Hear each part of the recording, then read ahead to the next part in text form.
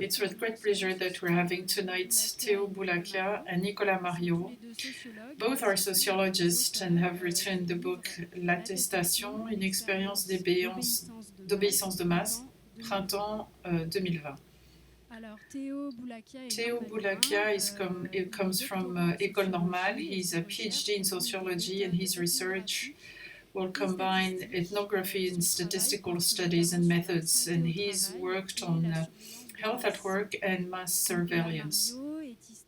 Nicolas Mariot is historian and sociologist. He's head of research at the European Centre of Sociology and Political Sciences.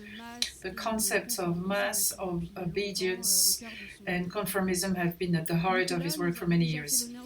Nicolas had already presented a previous conference here at the Crash explaining two types of interpretation of mass violence in historiography.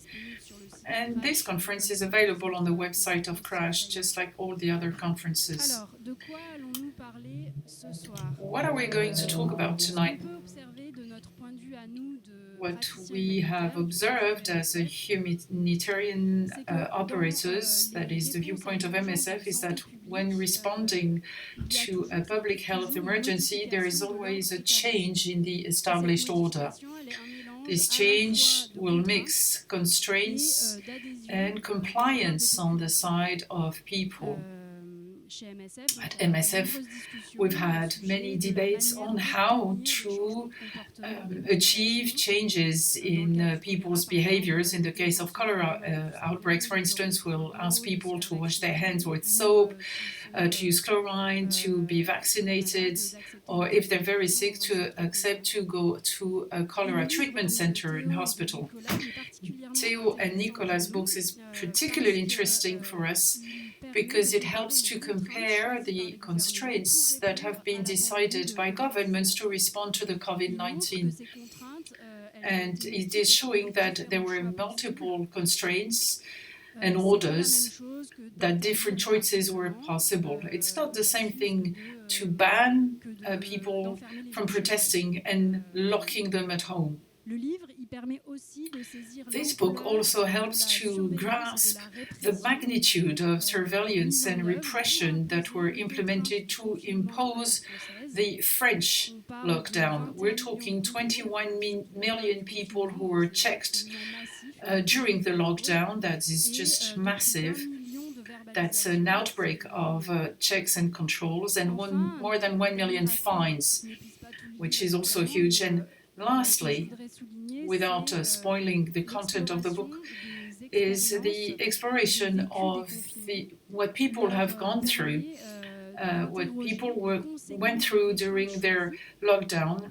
It helps to question the consequences of the or social, economic, or human order, and the consequences that are often negative on people. Before giving the floor to our guests, I'd like to give the floor to my colleague Marc Le Pape.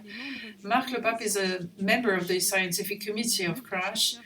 It's a small group of researchers supporting our work, and he's going to tell us about the sources used by Nicolas and Théo for the drafting of this book. First of all, I'd like to say that this book is a source of concern. And to that extent, I think it's quite an achievement. Why a source of concern? Because the French state has succeeded to impose a lockdown on French people for 55 days. And here I'm talking only about the first lockdown from March 17 to May 10, 2020. Now, why should we be concerned and worried? Well, because the French state has succeeded and managed, as shown in detail in this book, to impose this lockdown on most French people in big towns, small towns, in countrysides, rural areas. Everywhere, the French people have accepted this lockdown and even complied with it, with the exception of a large number of people who went away. And I think they will talk about it.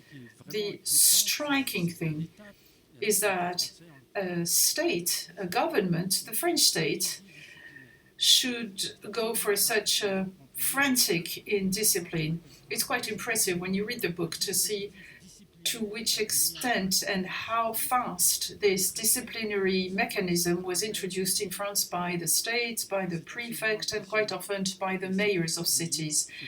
And it's quite impressive. And that's why I think the book is a source of concern, and quite successfully so. There is a whole chapter dedicated to the sources of this information. I'd like to mention two of those.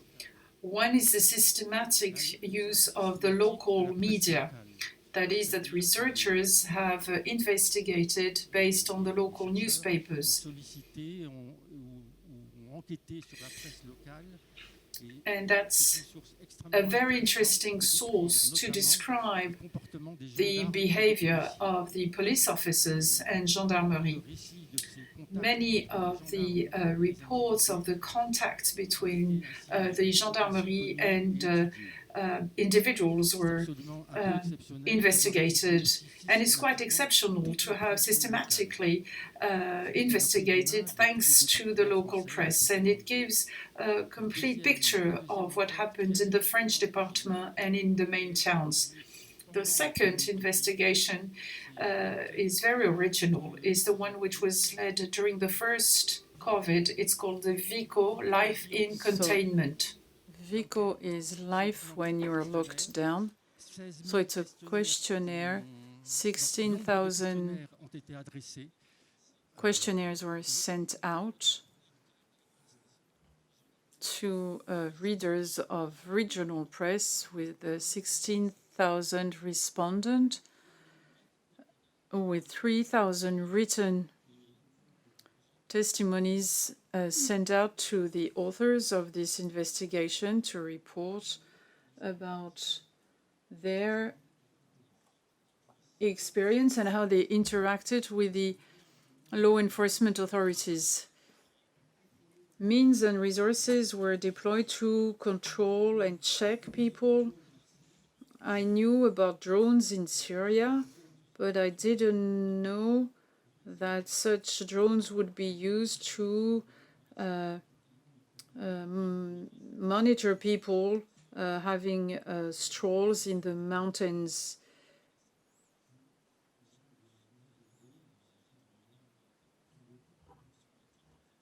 And it seems that using drones was very efficient. I have a sentence I'd like to quote. Macron, the French president,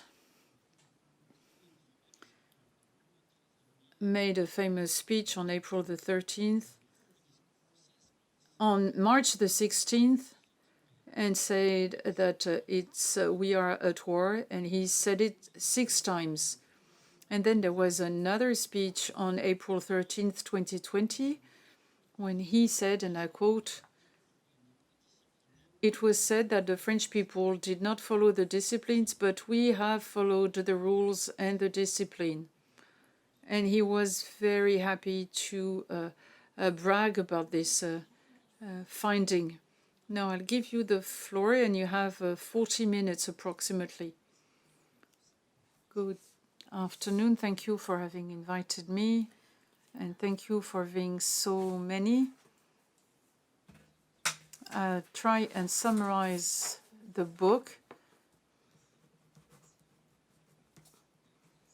because I will focus on 2 or 3 aspects which might be of greater interest to you rather than the whole book. So I'll try and summarize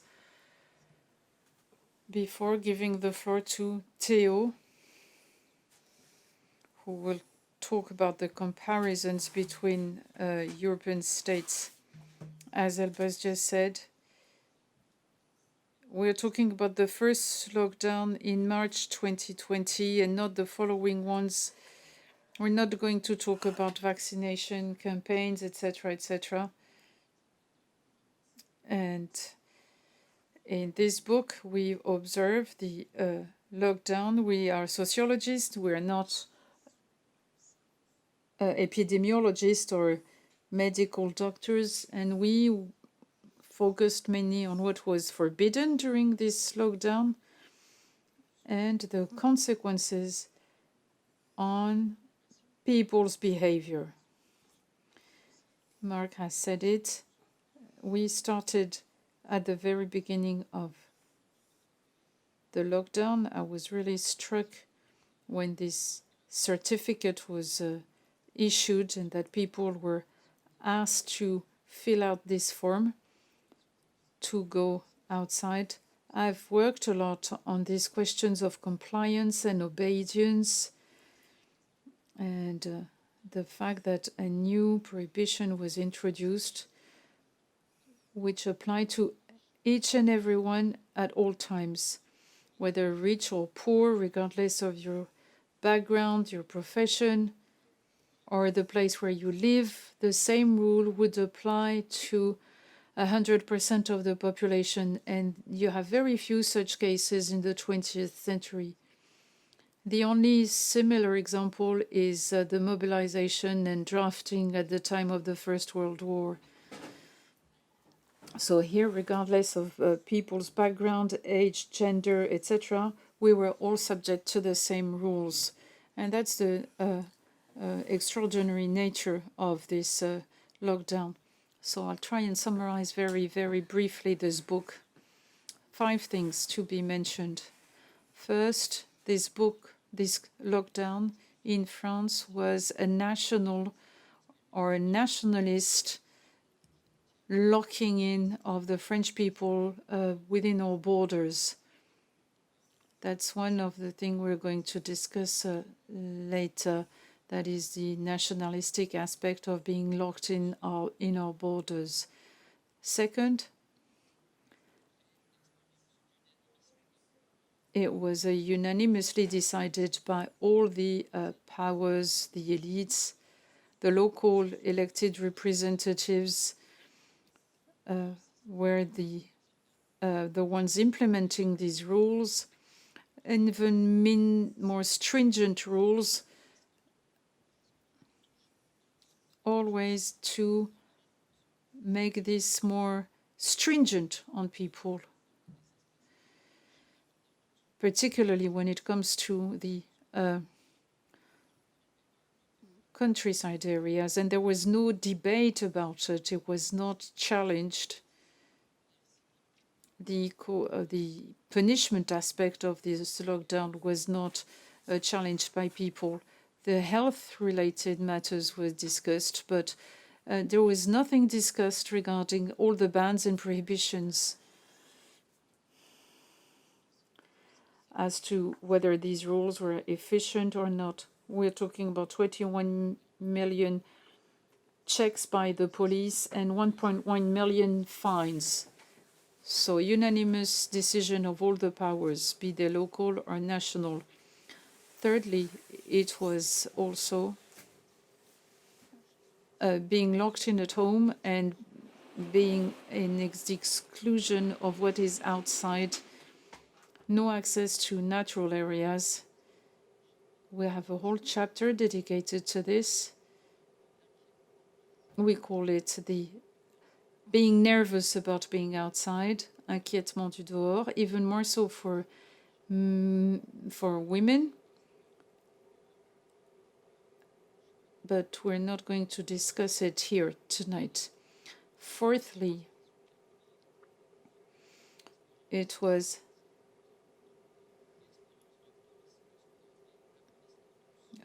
police enforcement or law enforcement authorities for everyone. Usually, briefly, young people under 30, male people, and people of different ethnic origins are being checked by the police. But the revolution of the French lockdown is that it became universal to have everybody's identity checked. Those who had never been suspected by the police, people who were, elderly people, women, people wearing a tie, were also checked by the police for the first time. I'd like to discuss it, and I think it's one of the main revolution of this lockdown. And fifth, it was a negative equality experience. It's important for us because the first part of the book, which we're going to detail, talks about the vertical type of relation between the governing bodies and the general people. We will insist pretty much on this tonight, but there's another thing that helps us to understand this compliance or obedience during the lockdown. It's the horizontal nature of a relation with other people. That is the fact that if the lockdown did work so well, is that many of our citizens spent the time checking on their neighbors. I'm behaving better than you're behaving, or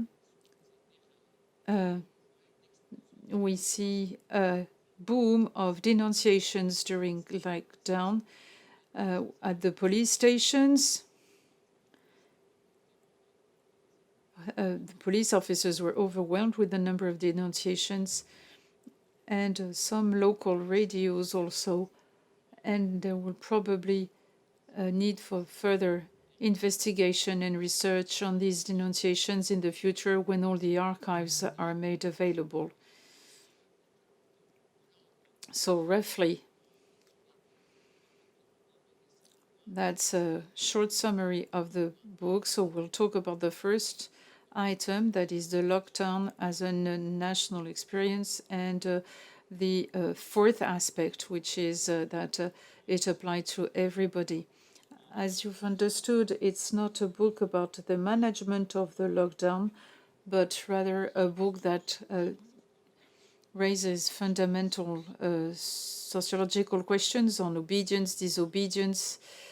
It doesn't prevent us from asking simple questions like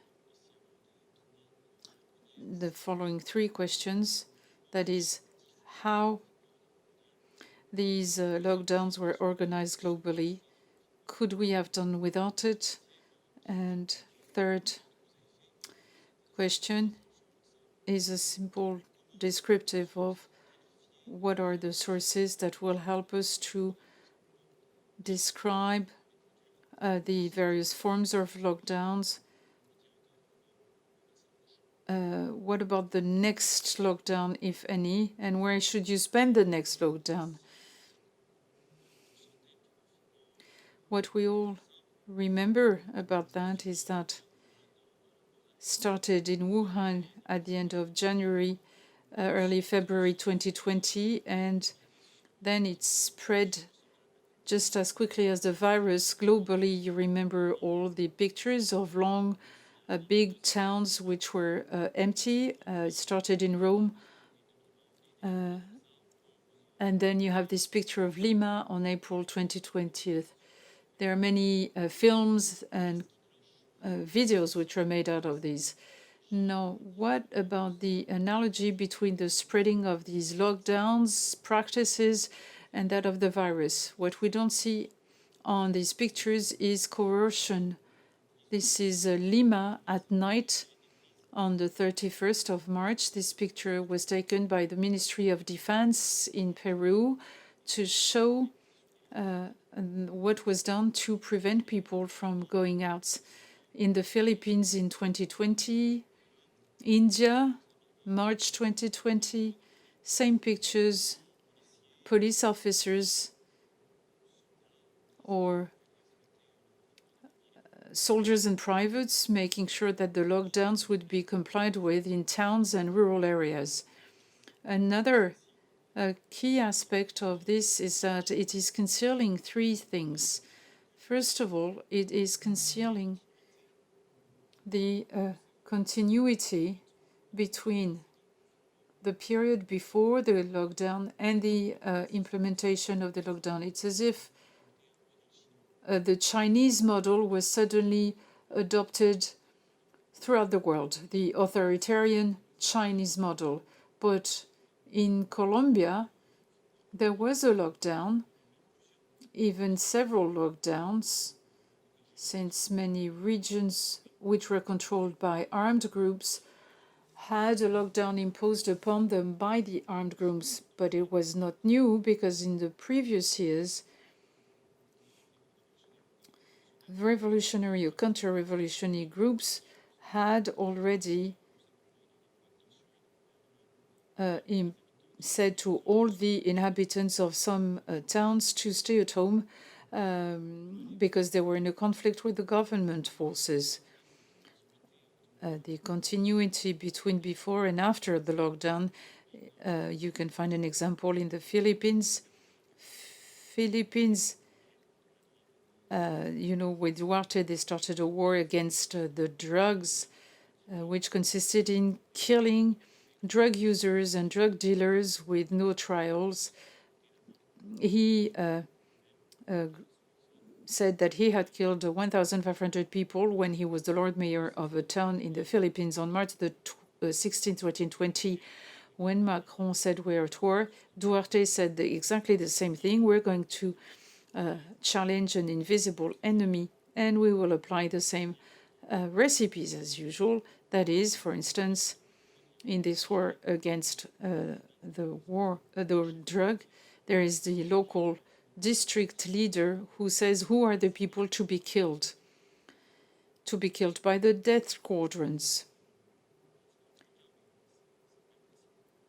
Just like in Latin America. And this district leader this time was giving papers so that people could get by, a bit similar to the French certificate. One person per household was allowed to go out once a week to go shopping.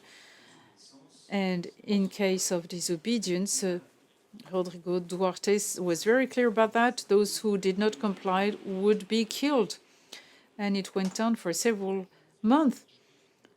And that's the first thing that is concealing about the spreading of the lockdowns and the spreading of the virus.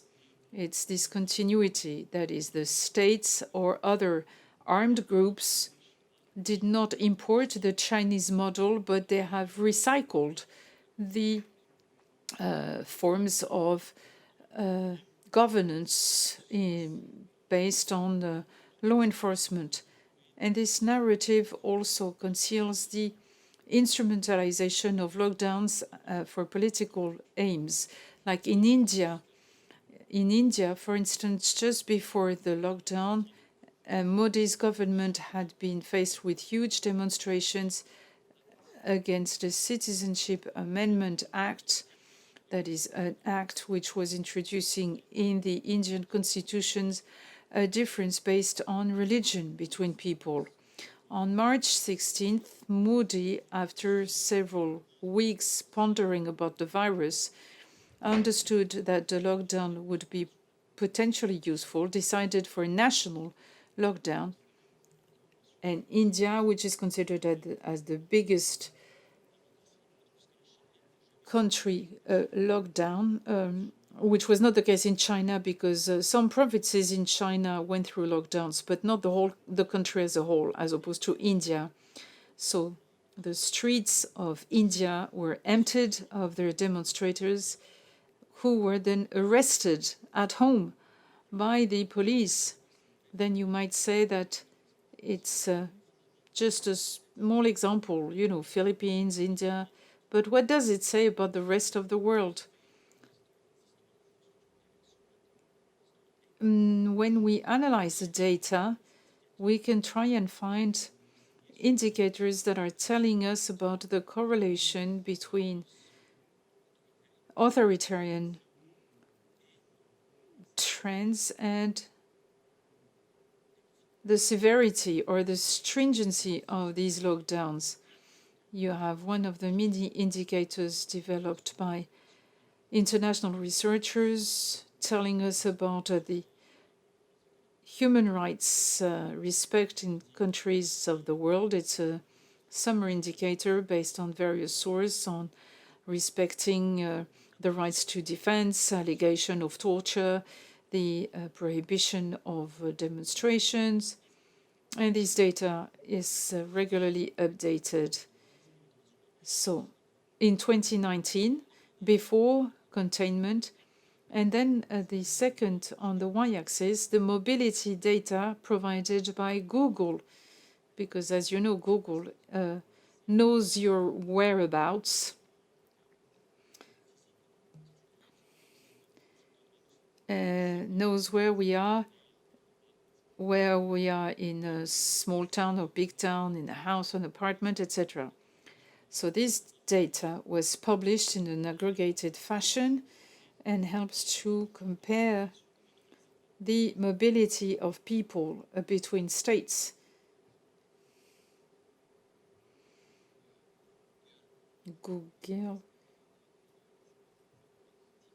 Google doesn't say, you, Mrs. or Mr., you were displaced in this given moment. He says, that particular week of March 2020, there was an additional a smaller amount of mobility in these parks. So we've checked the data for March and April in all European countries. There should be more people in the parks as opposed to January. And we'll discuss it later again.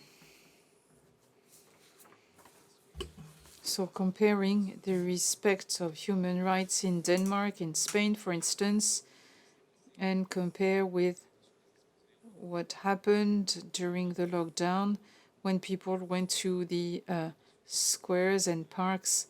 In Spain, Italy, and France, it decreased by 50%, while it went up, like in normal springtime, by 80% in Denmark. And it was the same roughly in Sweden, the Netherlands, and Germany. So correlation between the stringent lockdowns and the discipline imposed upon people. So we were not going to focus on a single indicator. We have multiplied the number of indicators. And the other indicator that we can take is the law enforcement authorities on people in Europe. And you see that when we compare Northern and Southern and Eastern Europe, there is a difference, which is from 1 to 4 in terms of ratio. And here you see the clear correlation between the number of police officers per inhabitants and how stringent the lockdowns were. And then you can use the Google data.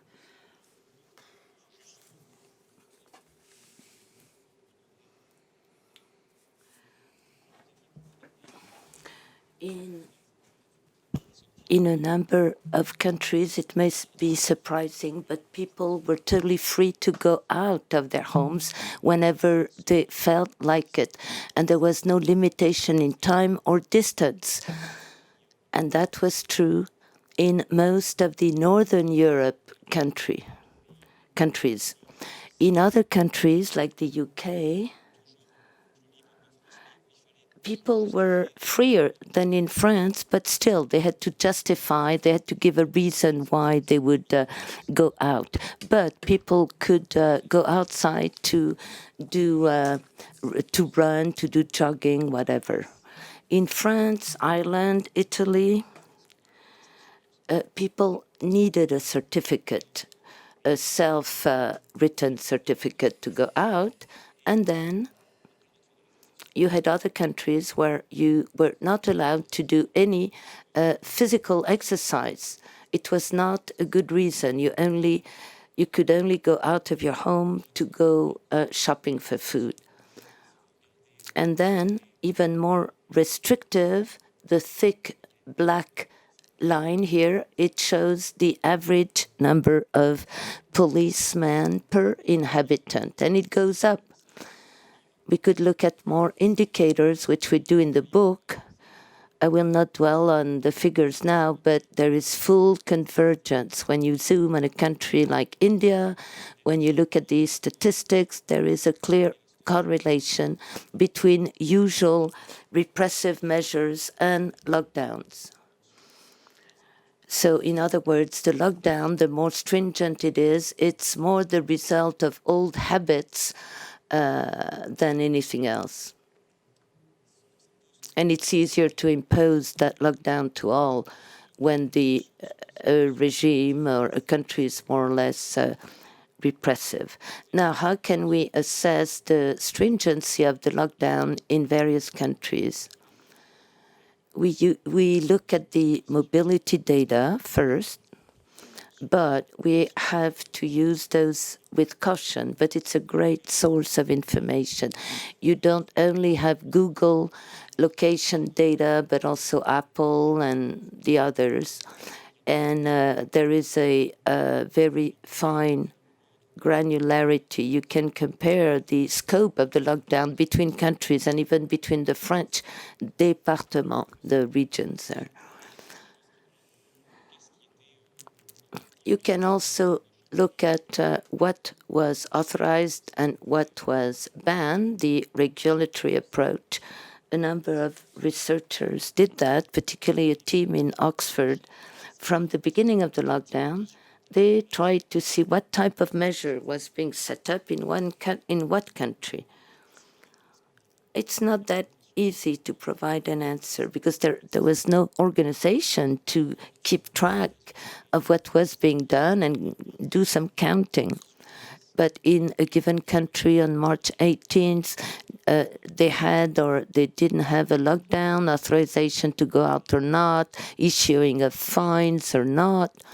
Some students who were idle during the lockdown looked at all that and collected the data and searched for information on the internet.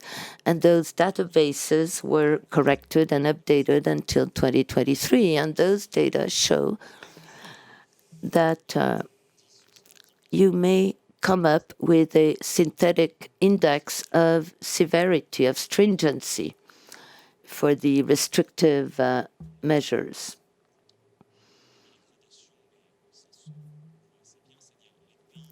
So here, the most lenient or less stringent European country, Iceland, Latvia, Lithuania, Belarus as well. So, it was not stringent, but yet Belarus is an autocracy. And among the most stringent countries in Europe, according to Oxford indicators, you have Albania, France, Kosovo, and Italy. So Latin countries, Southern Europe countries, and Eastern Europe countries act differently from Northern European countries.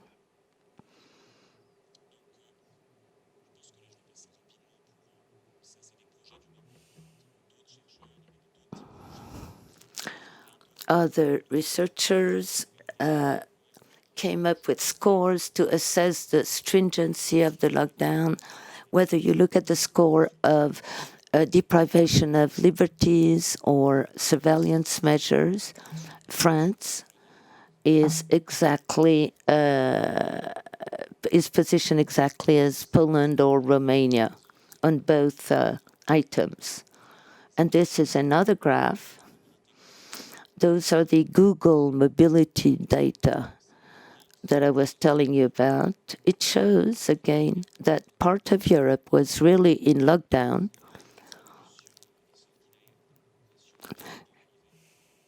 And you see a drastic difference in the fact that people would no longer go out to get some fresh air, and marked a sharp opposition with Northern European people who were free to go out and get some fresh air. This is on April the 18th, 2020 in Berlin. People were totally free to be on the lawns.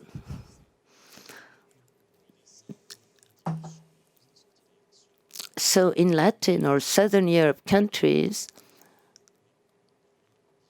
people were not allowed to get out to get some fresh air. Now, 21st of May, the end of the lockdown was May 11th, but the parks, natural green spaces remained closed until early June. So you see, this is what we call the signature of Southern European lockdowns. I won't tell you yet in what country you should spend the next lockdown, but the last major question we looked at, could we have done without the lockdown? Now we have to address that question cautiously. It depends on the definition you give of the lockdown.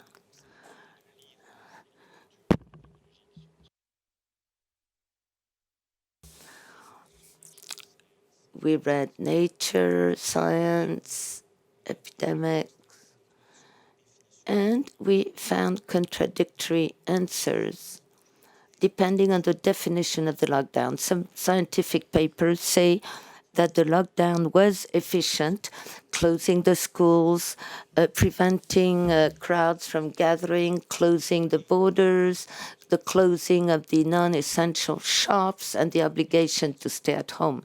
But what we call a lockdown is mainly the obligation to stay at home, a stay-at-home order. You cannot leave your home freely, or you need a certificate, and you cannot be out for more than 1 hour, and you cannot walk further than 1 kilometer from your home. We wanted to look at the impact of this measure just for the lockdown, how efficacious, how efficient it was, and actually it was not efficient at all.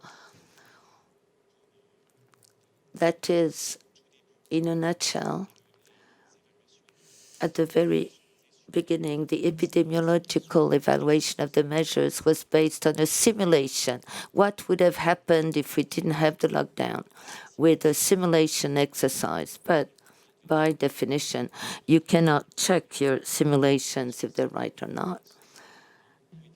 So soon we got databases on what was put in place in the various countries, international benchmarks, more sophisticated statistical models, and today there is a consensus.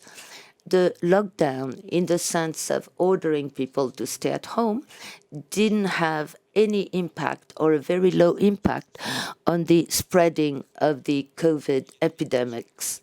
But this consensus is not put to the open light, because when you read reports, by lockdown, they mean all the additional measures beyond just being ordered to stay at home. So now, in what countries should we spend the next epidemics? Well, two dimensions to take into account. Where was the epidemics the most severe, and where was it the most lethal? Of course, we don't want to be in a country with no lockdown, but a very high number of deaths. But we do see that there were some countries where there was no strict lockdown: Denmark, Finland, Norway, Japan, South Korea, Taiwan. I said no lockdown. It doesn't mean they didn't take any measures, right? They did had tracking, very invasive tracking provisions, but people could leave their home. So those were countries where there was no lockdown, and in the ordinates, the mortality excess was very low or even negative. The mortality excess is the main metrics we look at to measure the severity of the disease at the time. When you look at just the number of people who died of COVID, for international benchmarking, it's not a reliable datum, because some countries only count, like in Russia, people who died and were autopsied, and it's proven that they died of COVID. That's why Russia has a very low number of COVID-related deaths. And in other countries, it was totally different. So since there are big differences in the definition of mortality excess, we compare the number of deaths during a given period of time, the first lockdown, and you compare it with the average number of deaths over the last 5 years.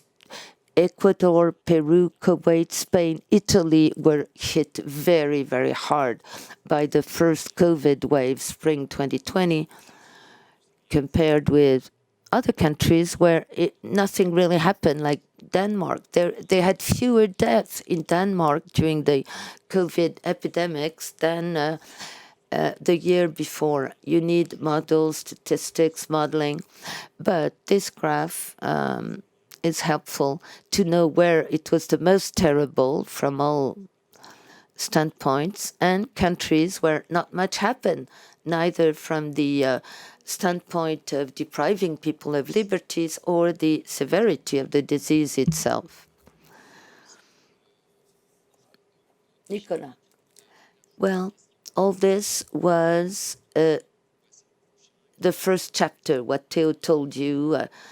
It was what we call the first chapter in our book. And then we examine the case of France, the situation in France, with a chapter entitled The French Art of Lockdown. We accumulated high stringency in 1.2 million fines were issued, for example, in Spain, and there were more fines given in Spain than in France. But in France, we both had restrictions and this very unique system of the self-written certificate. So we added great stringency of the lockdown, plus police checks and controls and surveillance. So, we were lacking face masks at the beginning of the COVID. So, and we couldn't really act on the health part of the situation at the time. So the French government decided to use the police. And the tool for controlling the population was that self-written statement people had to write to go out, and only for 1 hour and no further than 1 kilometer. And the mere fact of being outside made you an outlaw. You were illegal in the eyes of the police. I will not go into the technical details of each situation and the legal challenges, but all of a sudden, municipal police, the state police, the gendarmes, and again, including municipal police, could control anyone just because that person is outside in the street. So they started controlling everybody, including elderly people, women, people they would never check usually. That was the moral shock of the control, as we called it.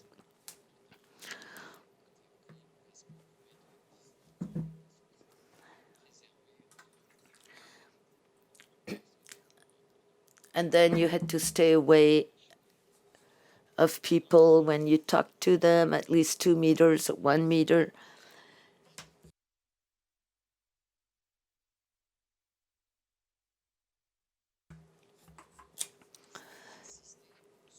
So that was the French policy.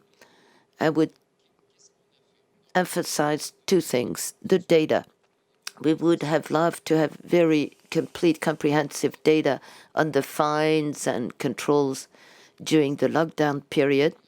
At the beginning, we didn't have anything. But then a journalist appealed to an administrative court to force the Home Ministry to give their figures. But since it's a judicial process, issuing fines,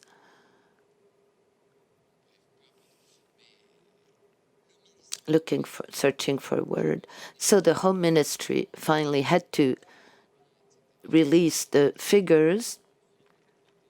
And at the end of 2020, I believe, the Home Ministry finally gave the number of fines issued per département, a geographical division, including overseas. So we were able to compare how stringent the police were, in what regions did they give the highest number of fines.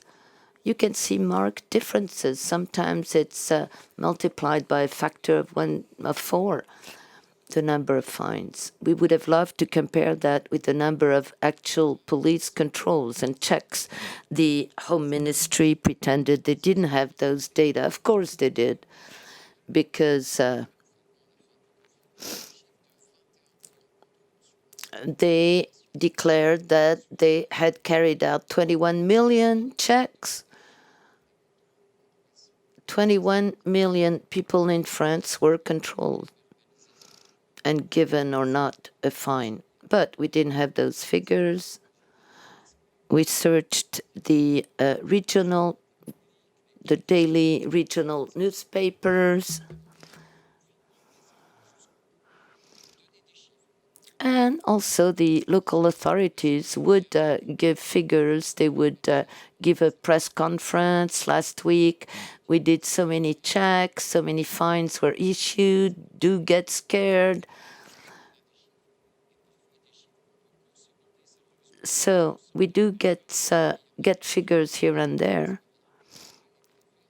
But in other regions, the local authorities did not publicize the work of the police or the number of controls and checks and fines. So it's quite irregular. Now, for the fines issued during the lockdown, you see a number of regions that stand out. Northern France, all the way to the Paris area in yellow. That's where they had the highest, in yellow, the highest fines. Eastern France, that yellow spot, Bas-Rhin, Lower Rhine, they had a high mortality rate, and many fines were handed out. And then along the Mediterranean Sea as well, lots of fines. And overseas, Mariot in particular, or French Guiana, where a very high number of fines were issued. Particularly in Mariot, we hear a lot about it. The average earnings per month is 260 euros. And the fine was 135 euros,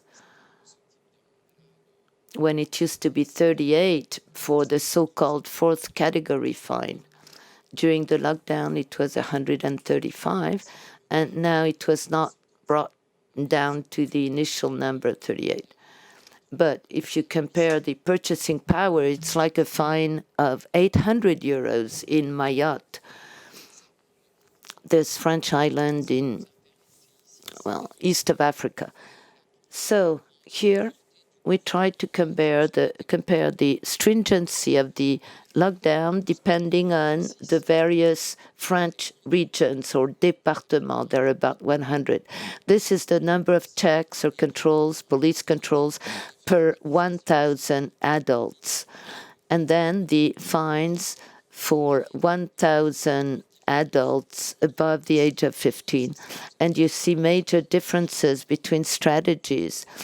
Some areas were fully patrolled and checked, and also it allows us to look at the punishing strategy, discipline and punish, Michel Foucault. So Dordogne, Sarthe, or Lot are outliers because they're rural areas. The gendarmerie is very much present. People are checked all the time. In the Lot department, 145,000 inhabitants, 145,000 controls out of the 130 days. In Sarthe, 75% of adults were controlled during the lockdown.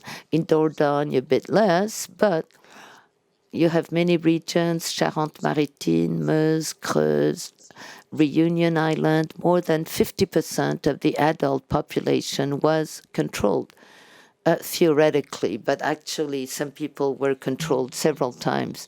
And conversely, you have other regions where you had very few controls, very few fines, bottom left, and then departments, few controls, but high number of fines, like in Seine-Saint-Denis. We drilled down to look at what was done, and we see systematic targeting of young men with dark skin or not looking totally European. Some young people received fines in their home because the police knew their address. And then you have Paris, high number of controls, high number of fines during the lockdown. Of course, this map, this is the prevalence of fines. We built a detailed statistical model. You can go and look at it because we wanted to differentiate what pertained to the fear of the virus or versus the fear of the prevalence of the disease and the fear of the controls. The key variable is the number of municipal police per 1,000 inhabitants and not the actual number of COVID cases or contamination cases in the department. This is the density of municipal policemen in the towns and cities.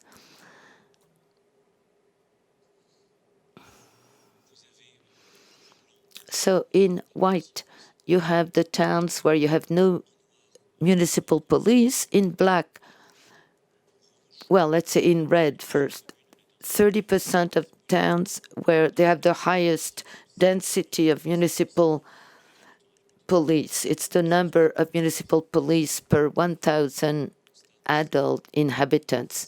And in black, it's the remaining ones. So here, the Mediterranean Sea,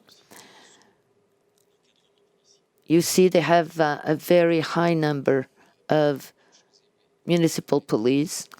We did the same exercise with the density of vigilante neighbors per 1,000 inhabitants. There is a marked causality link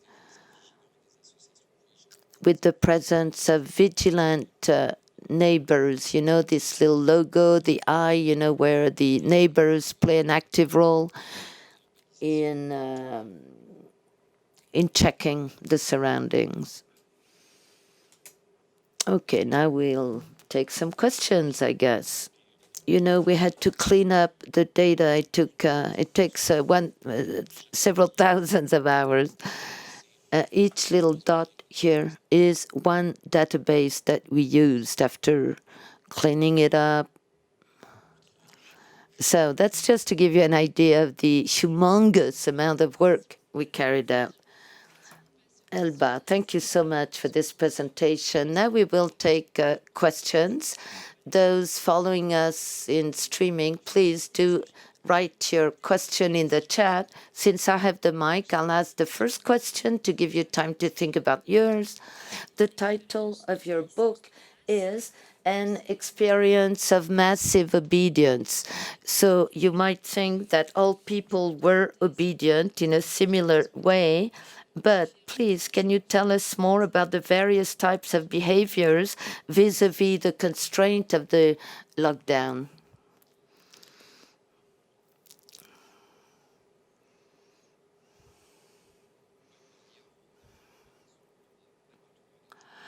Yes, what we didn't mention today, we tried to trace a continuum of obedience and disobedience based on answers, on practices that were lockdown specific. I told you about a VICO questionnaire, Life in Lockdown. It was put online on the sites of the regional newspapers during the lockdown. They collected the answers of people during the lockdown. It was too long a questionnaire. 30,000 people started answering, but only 16,000, well, it's already a big number, but 16,000 responded fully to that questionnaire. And in the questionnaire, you had some 15 questions that were linked to practices that were really specific of the lockdown. Like when you go out, did you always take your written certificate? Did you sometimes cheat, like carrying several statements, changing the date, the hour when you left your house? Did you often exceed the authorized length of stay to go out? Or did you go beyond the 1 kilometer maximum? That was for everything prohibited. 5 more questions about health recommendations, such as, did you wear a face mask? Did you wash your hands? Did you wash the things you bought when you came back from shopping, all the surface areas? Did you always stay 1 meter away from people? All those health recommendations, they're not prohibitions, but recommendations. And we compared all that, like how people obeyed obligations with the risk of a fine and how much they complied with simple recommendations, comparing the fear of the police with the fear of the disease, comparing prohibitions with a fine and simple health recommendations. And then other questions about political participation during the lockdown, that is, applauding all the healthcare personnel at night, banging on pans to protest against the government, having gone to vote at the municipal elections, and checking the press, the media regularly to get information about the pandemics. So we had this package of 15 questions, and for each of the 16,000 individuals, we looked at their answers to these 15 questions. And so we could position that individual. If the person said, oh yeah, I kept cheating all the time, I never complied with the health recommendations, I would not wash my hands more than usual, I didn't care, and politically I couldn't care less, I didn't follow the news. That gives you a particular profile that you can compare with others who would comply very strictly with both legal prohibitions and health recommendations and were active, were following actively the political life, and so on and so forth. So you have 6 different population groups, 6 different profiles and types of behaviors during the lockdown. I will not go into the detail, even though we gave them names to each of those groups. One is a group that surprised us a great deal. We called it the people who were happy to be locked in. They would never go out of their home except to buy food, essential needs. They said, no, I just locked myself up and I stayed at home during the lockdown. So dumbly we thought, oh, those must be elderly people, comorbidity risks, fragile people, but not at all. That was a big surprise. The elderly people would tend to cheat more and not comply with the rules. And it was kind of the youngest who were really complying with the rules strictly, particularly in the popular classes and those who had hard housing conditions. They're part of those who really deliberately locked themselves up. And 2 other groups quickly, the exemplary people and the legalists, they were very respectful. 80% of the French population, by and large, complied with the rules, but in quite different ways, while 20% were totally refractory or partly opposed to all those measures. But among those who stuck to the rules, you have the legalists and the exemplary ones.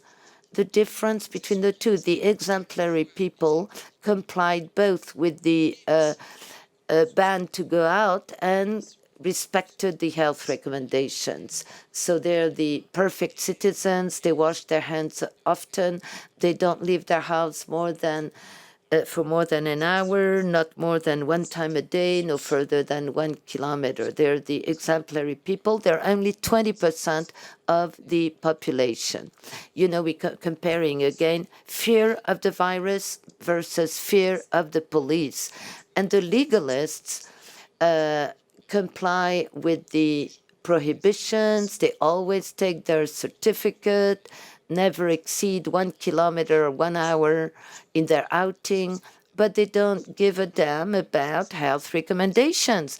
They don't wash their hands. They don't respect that 1 meter distancing. They don't wear a face mask. So it's not the fear of the virus that made them comply to the prohibitions. People would say people would obey because they were afraid of the virus. No, not only. Well, no, I'll give you the microphone if you want to ask a question. Don't hesitate and introduce yourself. Ronnie Broman, I've almost finished reading your book, and I'm quite impressed, I must say, extremely impressed by your message and by the whole research work, which is mind-blowing, truly. And the first chapter, the one you were referring to, showing that the French lockdown with the stay-at-home order was useless, was really mind-blowing to me again. I was quite surprised to read that. And there are many surprising things, such as the one you've just said, in addition to what you have said in your presentation, so much so that I'm wondering whether the health and the government authorities have expressed any interest in the findings and conclusions of your work.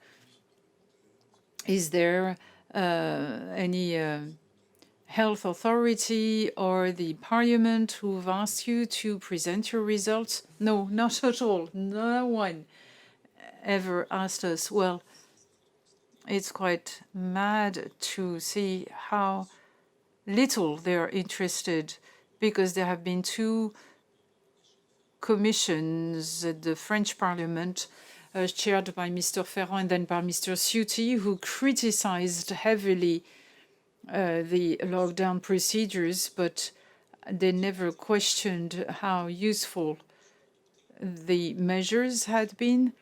They never compared the French experience with that of other countries who've tried to recycle things that we already knew about. And it's quite puzzling also to note that the results have been in the international journal since 2022. There's been published in Science, in Nature.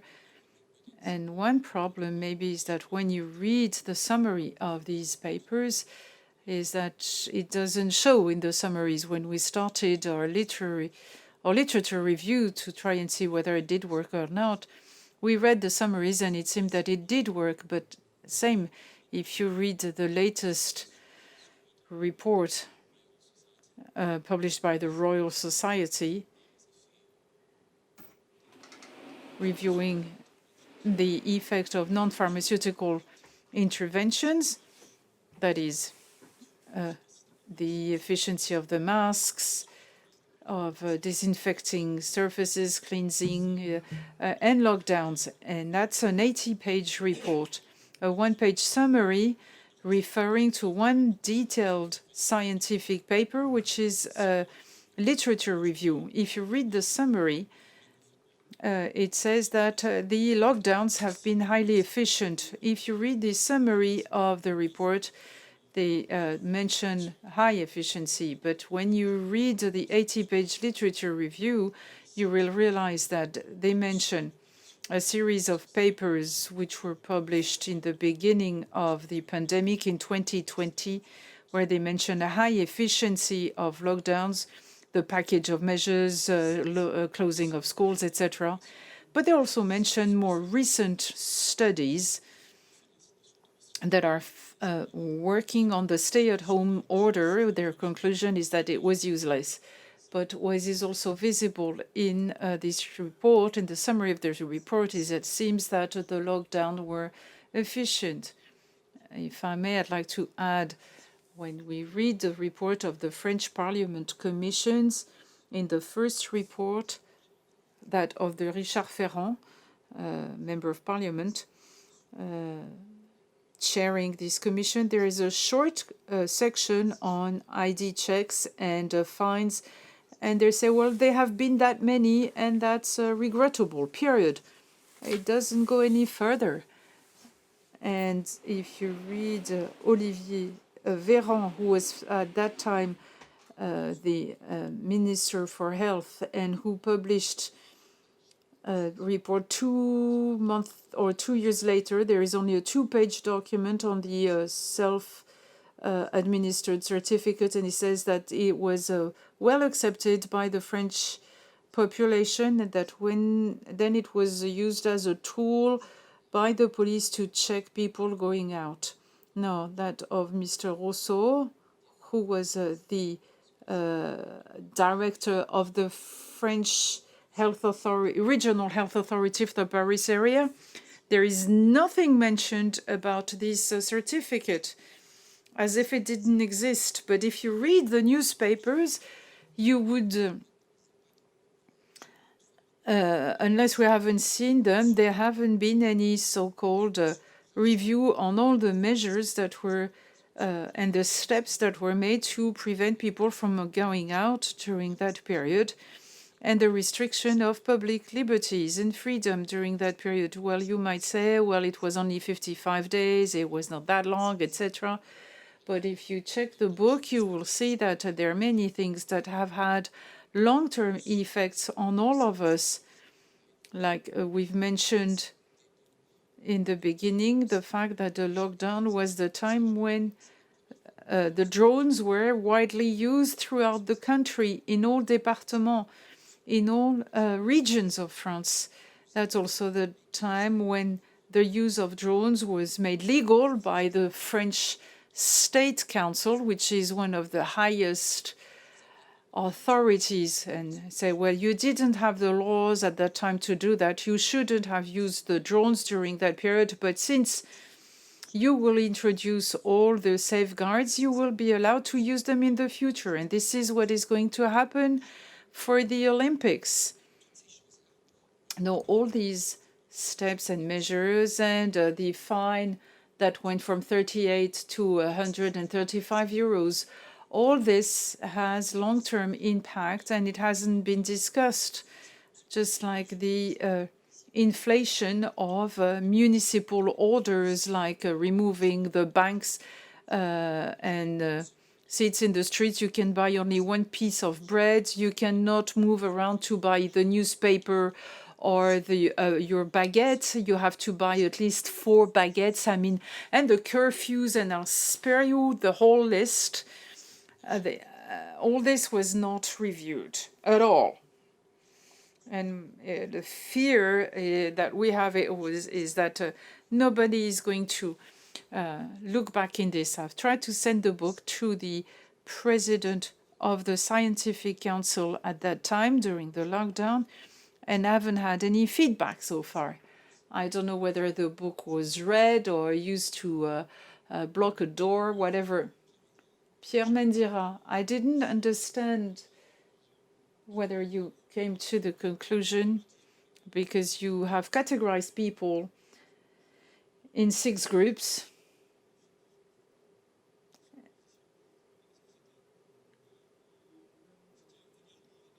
Was it equally distributed between the fear of the virus and the fear of the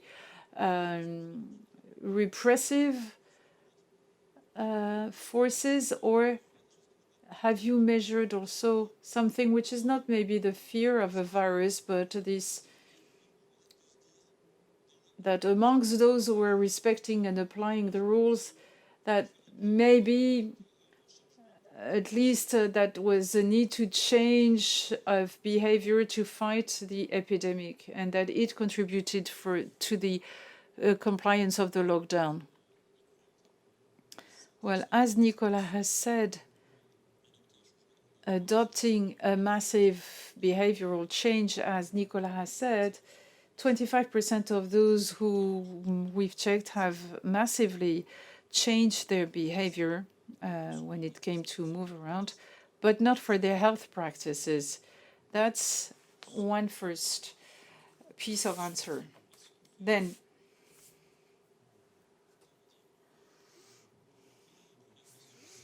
no, the first question is, how do you deal with the, fear of police and fear of death? As an economist, you might say that people will weigh the pleasure they will have from going out and the risk of dying, having 60 million people who would be, computing and weighing the pros and the cons. But sociologically, this is not the way it happens. That's why we've used this concept of being nervous about going out, the inquiétement.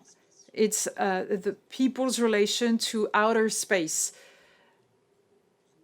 and their relation to being outdoor. Being outdoor is making people nervous. And this has had an impact on many people, on people for whom being outdoor was dangerous, as some time slots of the day for women, for instance, and also for people who did not have enough self-confidence to challenge this new set of rules. That's the group of those who were locked in or cloistered at home. And those who were the ones who obeyed more, quote unquote. Were they afraid of the virus? Maybe. But that's usually young people, so they had no particular reasons to be afraid of the virus. You're talking about young, active people, students in their 20s, many women in this group. Were they afraid of the police officer, of the law enforcement authorities?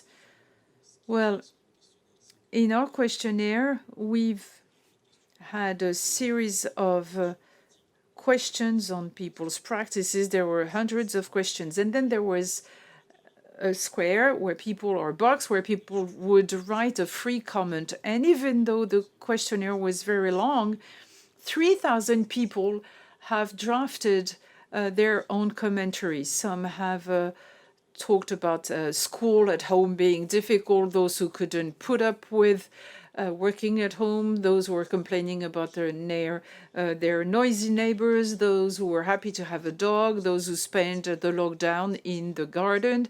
And there was this particular group of those who remained locked in at home and said, well, my parents are 20 kilometers away and I need to go shopping for them, but I don't know whether I have the right to do it, so I won't. And my parents, before lockdown, had something that broke down at home. Their shower broke down. Am I entitled to go and help them? I don't know, so I'm not going. I'll go there after the end of the lockdown. These are some of the comments that we have collected. So some people who were socially self-confident enough to accept a series of new rules that were changing every day and who may have been discretionary, and others who said, well, I'd rather stay home. And beyond this binary alternative, fear of the police officer or fear of the virus, what we've noticed is that for an empty street or a forest be related to the virus, this area has to be made worrisome for those people. And that's the presence of the police officer that makes the outdoor area concerning. So there's not, on the one hand, the fear of the police officer, on the other hand, the fear of the virus. People are nervous, worried, they have anxiety in relation to being outdoor. The presence of the police makes it even more concerning. And this is contributing or driving or the emergence of new fears. And it's quite terrible to consider that a desert area, that is an area where there is no human being, is the source of a fear of a virus. And this can be related to the relation to national parks and green areas which were emptied by the law enforcement authorities. That was the case of the Royal Forest reserves in Africa, where all the hunters and everybody had to leave. And people started to fear the so-called terrible wolf. Maybe I'm a bit too brief and short-cutting here. Alexandre, I have a question about the lockdown decisions made by the government based on the recommendations of the scientific councils. Were there other possibilities on the table? I don't know whether the epidemiologists around the president were in favor of the lockdown or would have considered other recommendations. And I'm wondering about the political background of such a decision versus other decisions that could have been made. Well, we don't know at all. I wish I knew. I've been in touch with various people, people who were at the Home Office cabinet at that time, but we don't know. We just know that there was a hasty decision. We will probably find out about it once the archives are made public. It was a total emergency. Simple decision was to copy and paste what Italy had done, where they had the certificate in Italy, and the Home Affairs Ministry did recognize it, and they said, we have adopted the Italian recipe, and even the PDF file was simply translated from Italian into French, because it was done overnight, literally. No, the kickoff of the lockdown was a complete emergency in a rush. So I don't even know whether the Health Scientific Council had a say in all this or had considered any other decision.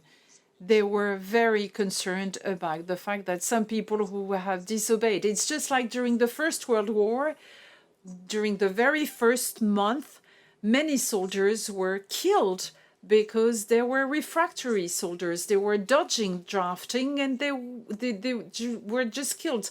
So here it was the same fear. They wanted people to obey. So there was a complete opposition with other European governments. There were discussions with the president of Germany or the Netherlands, and who said, we will never use the words used by Macron. We would never have said that we are in a war situation. The prime minister in the Netherlands, Marc Rutte, said, I had to make decisions without knowing what was actually happening. But the fact is that each European government made a different decisions. In Northern Europe, we said, well, okay, you can carry on, go outside. We're not going to limit your freedom, even in the case of a pandemic where there's a great uncertainty, while in Italy and Spain, reversely, the decisions were the opposite, with a strong police presence, very stringent freedom restrictions in a great uncertainty. So these are many political decisions. That's what I think. Clara Diong, I have two questions. The first one is the following. Is there any correlation between the profile of those people who were interviewed and their education, qualification, and income levels? Would that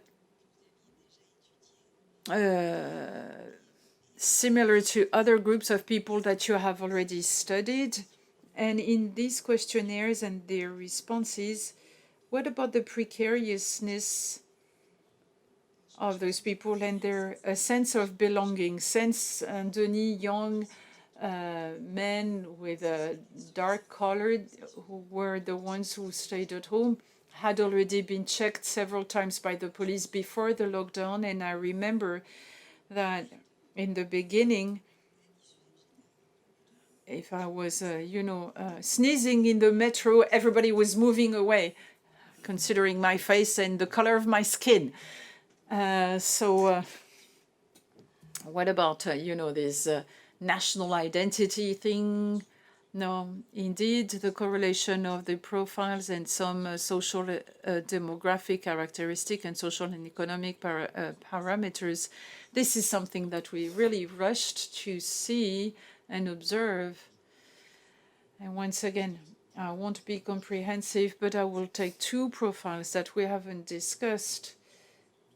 That is the two profiles that were against the lockdown. The first group expressed it in the following way in the questionnaire. I never go out with my certificate. I always cheat with it. I always go beyond 1 kilometer and I stay out more than an hour. I don't wash my hands and I don't try to get some information about the virus.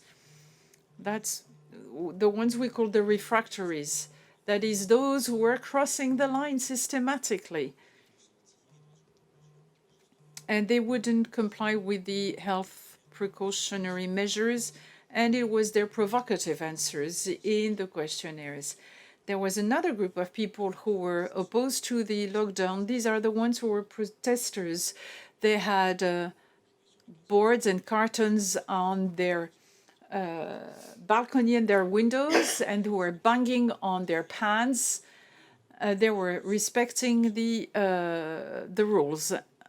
Now, of course, they were against the lockdown, but they were respecting it. They were protesting, still respecting and complying with the rules. So there's this ambiguity between the concern about the limitation of our individual freedom and the sense of responsibility that some of them had. And one expression of this tension and this fact there were is many had a handwritten certificate which said, well, this is the rule, but I'm not going to take the printed out document. I'll, draft one on a piece of paper very quickly just to show that I'm against it.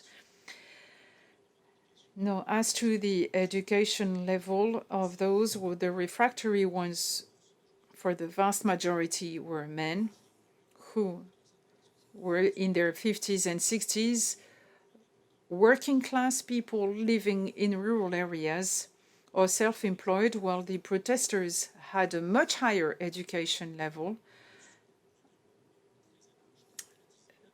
Leftist, people who were voting left, we asked them whether they had signed a petition, attended a debate or a meeting over the previous 12 months. People who were really politically involved, not necessarily with a high income. They often have a low salary in urban areas. And that's the kind of profiles that we are familiar with. But there's a great contrast between these two groups. And this can remind us also about what we've observed in other settings. I don't know whether Nicolas can add to this. I would add with one of the other groups, though the refractory ones, that's 11% of the sample, and the protesters, 6%. Those who are said to be against the lockdown, that's close to 18% of our respondents. Now, I'd like to mention another group, which is called the insouciants, the carefree people. Those who were not like protesters who said they would always cheat. And the carefree said, well, sometimes I would cheat, sometimes I wash my hands, sometimes I do that, sometimes I comply with the 1 kilometer, sometimes I don't. And their social and demographic characteristics are very different. Behind these groups and attitudes, you have people who've lived the lockdown in a different way. And those are people who lived in single houses with a garden, who could go out in the forest nearby without risking being checked by the police. And those people were just carefree. And there were many in their comments who said, I'm a privileged person. I'm aware that I'm a privileged person in this lockdown. Many people said that because they have a garden, because they have a big house and not a small apartment. And very specific social demographic people who are well off, wealthier people because they have a garden and a house. And they're aware that it's much more comfortable to live a lockdown in such a situation as opposed to those who were living in a small apartment in Paris. Antoine Camacho. I'm an epidemiologist, but I don't have any epidemiological kind of question. When comparing Northern Europe and Southern Europe, it was said that people would obey naturally in the north of Europe. I would like to know what your book says about it regarding this comparison between Northern and Southern Europe. And also, in your questionnaire, did you know whether other sociologists in other countries of Europe have carried out a similar study to compare the categories of people, the 6 categories you've mentioned? Well, regarding national habitus, it's quite interesting.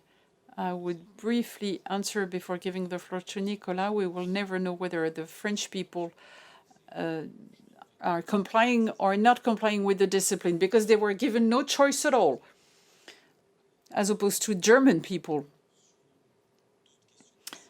As to other similar questionnaires in other countries, yes, there were a few others, but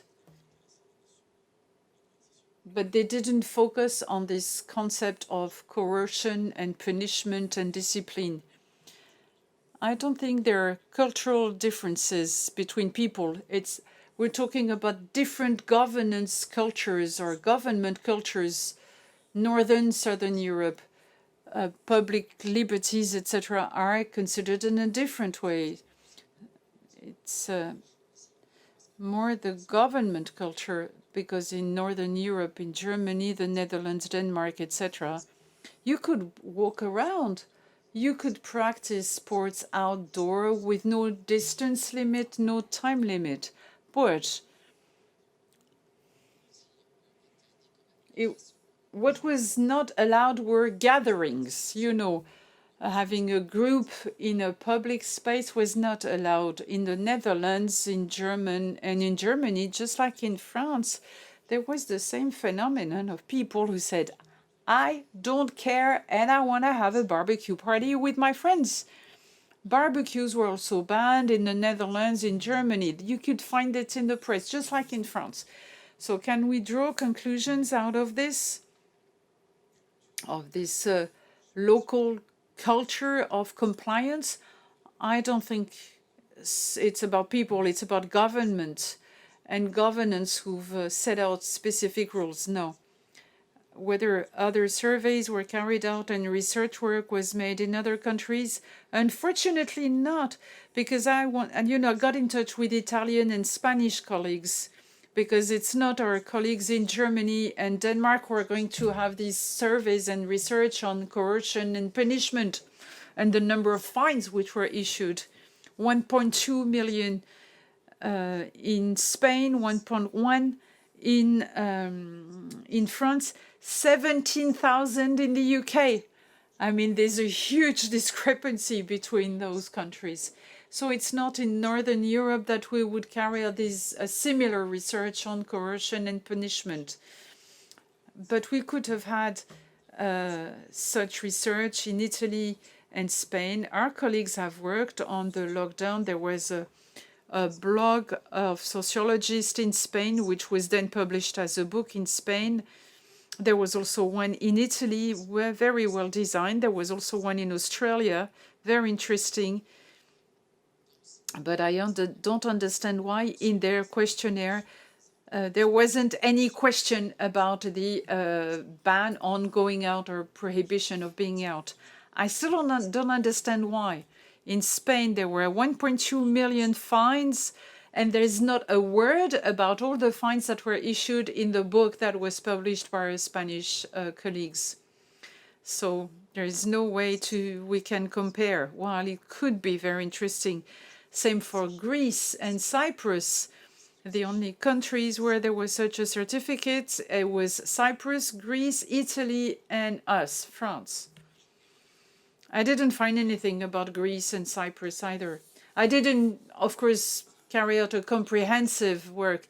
There was a huge amount of papers and data on lockdowns that maybe there were some things that we missed on the way. But for Spain and Italy, we would have known if similar research had been performed. For Spain, you've said that the fines were paid back? They were refunded? Yes, the Spanish Constitutional Council has invalidated, overturned all the fines related to COVID, and those who had paid their fines could have their fines paid back by the local authorities. 100% of the fines were refunded for those who resorted. So not everybody had paid, I think. But those who had paid their fines had their fines paid back. Same in Italy. An interesting survey could be done because in Italy it was different. There was a suspicion of fine. I think it was 500,000 fines were issued where the lockdown was supposed to be extremely stringent, 500,000 fines, but the police officer would issue a ticket, but the ticket would mean that an investigation would be started. But we don't know how many actual fines were issued and paid after investigation. We don't know. We don't know. I didn't find anything. I went through the Italian papers, but I couldn't find anything. I didn't find anything. Maybe we'll find something one day, but it was a small ethnographic observation. We were locked in a small village in N, 300 inhabitants, just like many other small villages in France. So you really need to drive your car to go shopping. And the supermarket could have been a very interesting area for the police officers to check. You know, social distancing was not respected. The cars were packed one close to another. I never saw any police officer in this supermarket. It was Intermarché, whatever the brand name, the local Walmart. But I remember that people were queuing at the till. There was an employee who was saying, have more than 1 meter distance before getting in the store. But once in the store, it was just messy. People would not comply with the rules. people would talk to one another, they were close to one another, there was nobody to check on them. So there was a change in behavior between the customer who's paying great attention when queuing outside, but once inside, it was not the same person. It was quite surprising. But it's not the same level of your analysis for sure.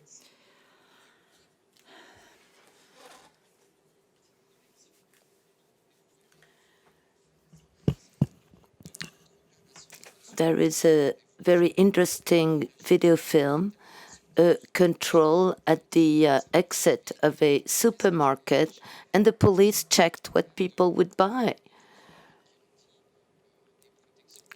what was in their trolleys.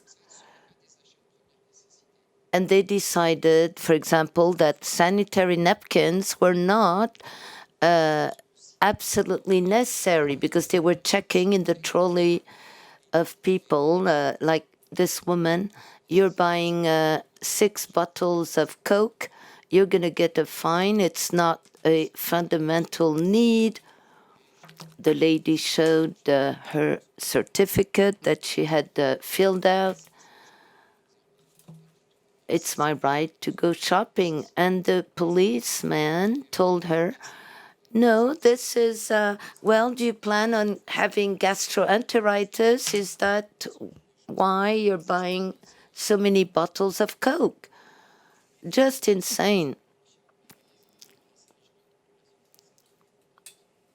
And that's the whole contradiction of the lockdown measures, emptying out all the green spaces and conversely letting people crowd the supermarkets.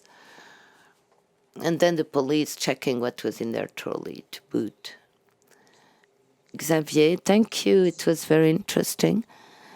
You showed a very aggregated view of the figures. Did you explore a dynamic vision of things? Was there an evolution during the lockdown? And did the profile of people change with time? Like, did people become more obedient or less obedient as time went on? Like at the beginning, I was very obedient, and then I was more of a contestant. It's a good question. As to the change in the level of obedience, it's difficult to say. Some people describe, the government described what they call the big relapse, people relaxing too much, particularly with the spring coming, Easter holidays, and the government was terrified that people would go too loose. So the government would issue more measures and warnings. Like the Easter weekend, in some French regions, in Alsace, eastern France, they put in force a measure like you can run only from 6 to 8 p.m. Also, during the same Easter vacation in Ardèche, kind of center France, the prefect ordered that people could only go out alone. They couldn't have family outings or go out with anybody else. It's not that easy to measure, but probably people relapsed a bit. But over those 55 days, there were no massive protesting movements. Of course, it's difficult to measure whether people become too lax about those measures, but we can see whether there was an evolution in the number of fines issued and the number of controls performed. Okay, even with 16,000 answers to the questionnaire, we cannot really follow strictly the evolution of the profiles. The last days of the lockdown, some people were still remaining locked in their house. 12% of the people the last week of the lockdown didn't go out at all. But the profile that goes up is not the contestants. I mean, the people who protested the measures. That was visible mainly during the first days, but it's the number of carefree people who increased. You know, people who don't feel that concerned. Life is resuming.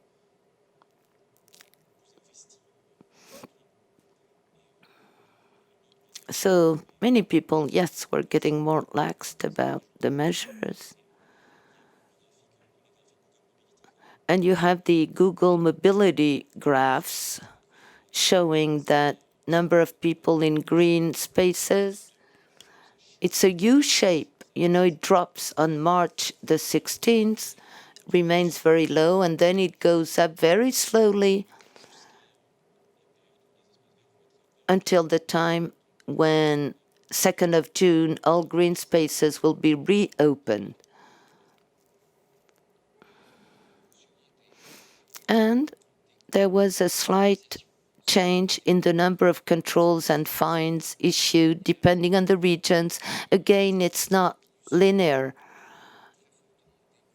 There was no massive controls at the beginning and then less.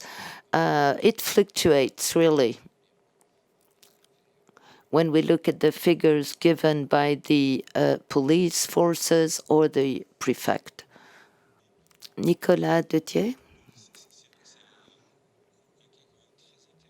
It's a very interesting case of a rule meant for all with a strong investment on the part of the political powers to force people to comply with the rule. And what comes out of your book? Well, your book also shows quite a variety in the way people position themselves vis-a-vis those rules. And your title talks of massive obedience. Well, actually, people did not obey so massively. There were very many individual variants. I was wondering about another model, the model of traceability and tracking. Other countries didn't opt for mass obedience. People were allowed to take a walk and to go to work, because in France, people were not allowed to go to work. So people had to go to work, but they were tracked and traced. And that's a situation where you don't even ask yourself the question of obedience, because controls are being carried out independently from people's behaviors. I wonder if some studies analyze the experience of massive traceability.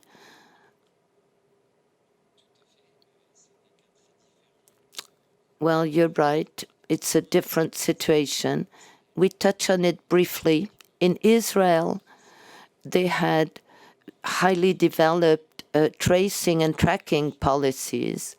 The government gave the Shin Bet the responsibility of managing all that during the lockdown, but then they gave up using that because they were tracking so many people. If you lived in a given apartment, your neighbors up, down, your next door neighbors were all considered as contacts. So they pretty quickly gave up that because it worked too much. But the best case of tracking is China, of course. Yes, in Israel, some studies looked at what people thought of that method. The Shin Bet did that, and predictably, it depended on your nationality. Israeli Arabs were more worried to be tracked by the Shin Bet, the intelligence service, than the average Israeli people.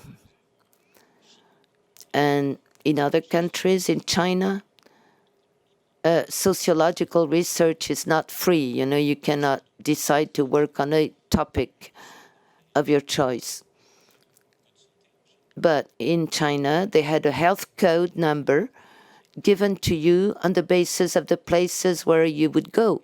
So to enter many places or even your own building, you had to badge with your mobile phone on which you had installed an application with all your health data, the data from your social media, Twitter, Facebook, and the rest, with the administrative data, your tax, your income tax.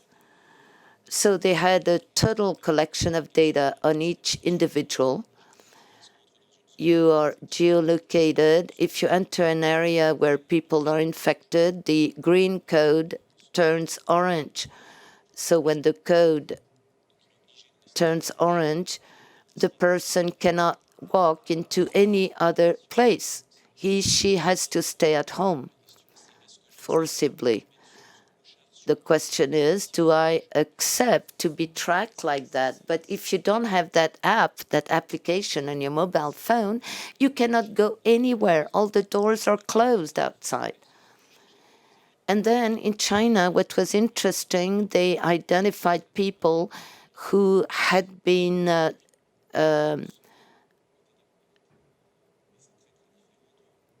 hunted by the police long time ago, and they came up to the surface with that system. Yeah, this is a case, a situation that's so hard to imagine and very unlikely, but we could imagine a Chinese citizen walks with his badge and can walk for kilometers in total freedom. No maximum number of hours, no maximum number of kilometers. You know, if a Chinese person did not meet any infected person, they were free to roam. But if they met another person, contact person, then it was over. They had to stay at home. And then you had the big camps built for people who were contaminated and placed in quarantine, in total isolation under big tents. My name is Rebecca Coburn. I'm an epidemiologist, but it's not an epidemiological question. Thank you for the presentation and the discussion. Did you see the case of people who were not afraid of the virus, but still complied with all the rules just because they thought of others and wanted to protect other people who were vulnerable, even if that individual was not scared of the virus? Well, there again, it's difficult to know. I'm sure there were people like that. In the free comments in the questionnaire, many people, those that I called okay, you have people who fear the police, the vertical dimension of obedience, and then you have the horizontal dimension of it. You are altruistic, you're selfless, you think of others. I go out, even if I have no risk of falling badly ill, I strictly comply with the rules. I'm up to the situation, and I protect others. And you find that in many free comments, people do say that, yes, this is how I behaved because I was mindful of others, other people's health. Now, but it's hard to quantify this type of altruistic and selfless behavior.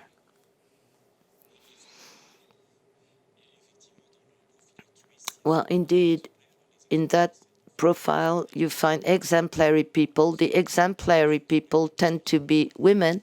And for most of them, you may think they're not afraid for themselves, but for their husband, parents, people they care for. There is one comment, I can read it to you. It's pretty short. Here it is.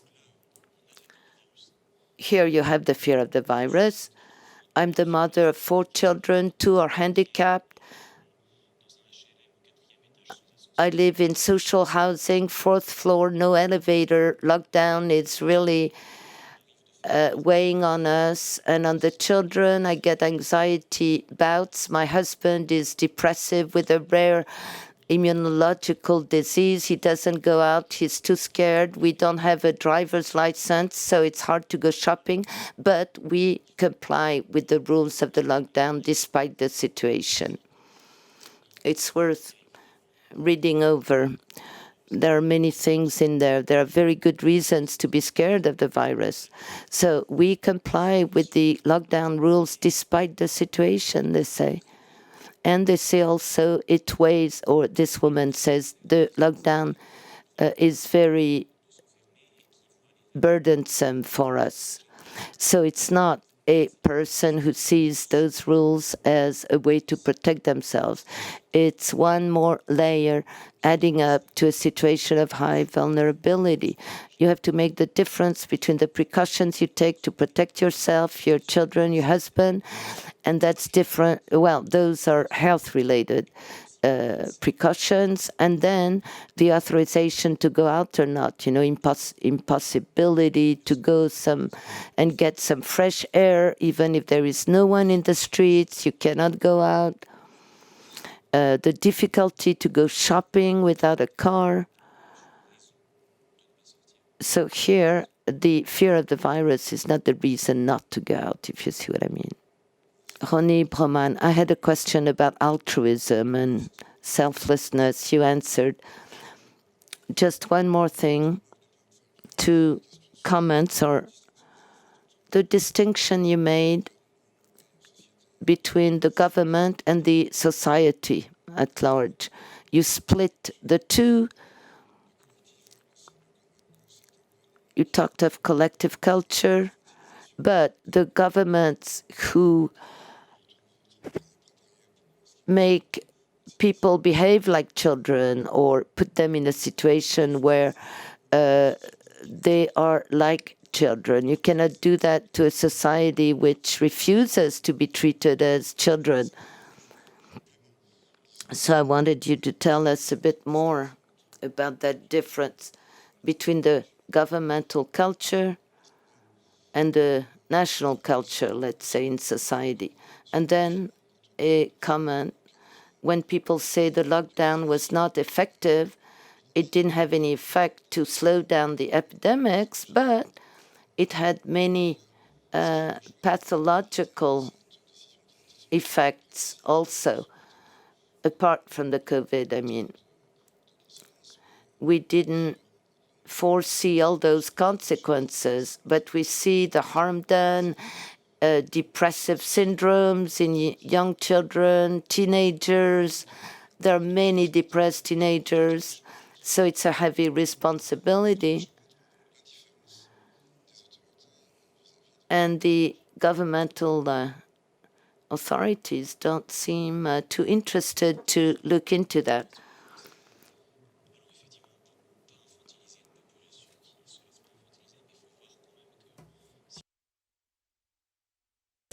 Well, of course, you cannot turn a whole population into children if they are not willing, but everybody had to position themselves.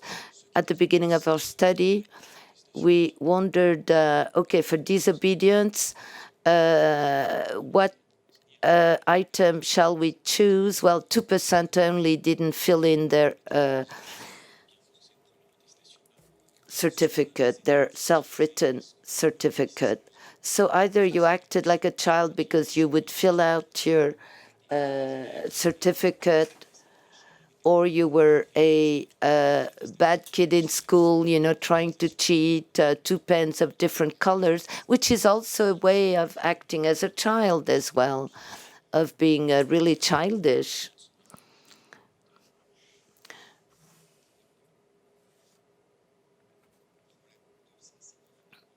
The problem with that is that we would need a counterfactual example. It's very difficult.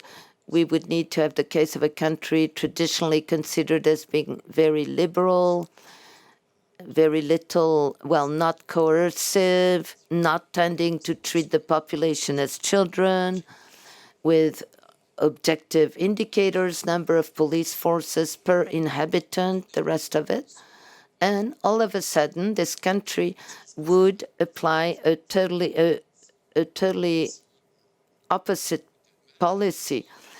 What if in Germany or Denmark they had imposed the certificate and ordered people not to go further than 1 kilometer away? I don't think nothing would have happened. People would have followed the line. Like us, like the Dutch people, they would have made do with that situation. The brutality of the lockdown situation was that, and that's why we didn't get much information about the situation, what was happening in other regions or other countries, because the NGOs would not meet anymore, the trade unions, political party people would not meet. And the meetings with friends also were suppressed. You got tired of having a drink with your friends on Zoom. So we were isolated social atoms subjected to governmental rules imposed on us.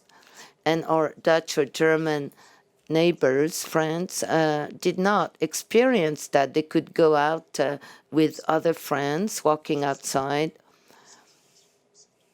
But people were at a loss and totally atomized.